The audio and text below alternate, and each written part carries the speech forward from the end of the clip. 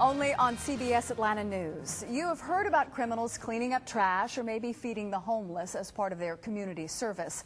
But how about serving up nachos and Cracker Jacks at Braves games as hard time? A CBS Atlanta hidden camera investigation tonight exposes convicted criminals getting the easy way out of serving time for their crimes.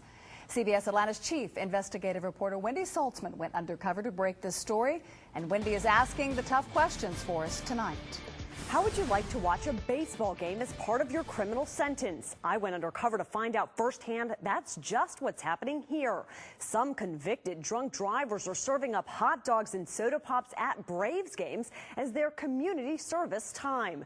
Being convicted of a crime can be a blast. You can even make money on tips if you get this sentence.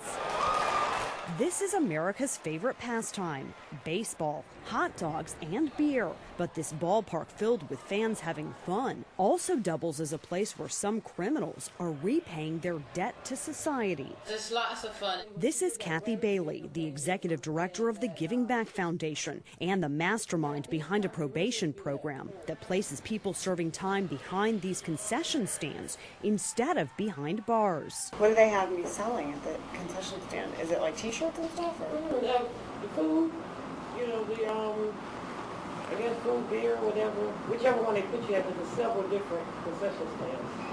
CBS Atlanta went undercover as part of our investigation. First, we visited Kathy Bailey's Giving Back Foundation to sign up as a community service volunteer. Unfortunately, we all signed up for the Braves game. We were told the program was so popular they were already booked. But a few days later, I got a call to report to Turner Field for my shift. When I arrived for the game, I was directed to one of two concession stands run by this man, Jadon Bost. I served hot dogs, nachos, and sodas for Boss concession stand until the game wrapped up about 10. And remember this? It's lots of fun. Well, Mothers Against Drunk Driving board member Donzella James says this fun sentence isn't punishment enough for criminals who put people's lives in danger. Justice, in my opinion, is not served when you're having a good time. James' son was killed by an impaired driver. She says it's inexcusable to place convicted drunk drivers back in an environment with alcohol to serve their probation. To me, it's like a sexual predator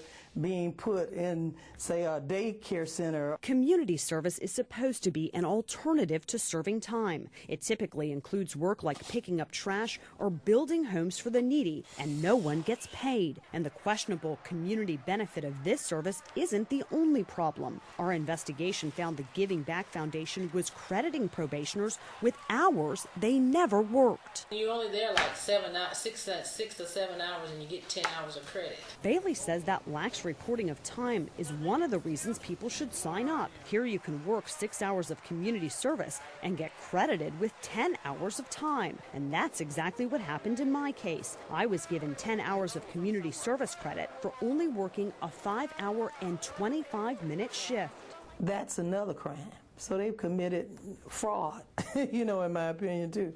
And we've learned someone is making money off this service. Tomorrow night at 11, see what happens when we confront Bailey and Bost about what happened to the money they earned from these probationers' work. Our investigation is still unfolding. I'm Wendy Saltzman, and I'm asking the tough questions coming up tomorrow night at 11 on CBS Atlanta News.